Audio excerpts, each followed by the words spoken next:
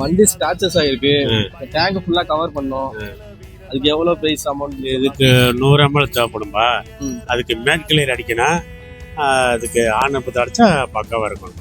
இந்த கலர் கரெக்டாக வந்துடும். வச்சா மஞ்சள் இப்போ கவர் பண்ணால் எவ்வளோ ஆகும்? 100 ml பிறமே அடிச்சுட்டு இது அடிக்கிற கவர் பண்ணலாம். 100 ml.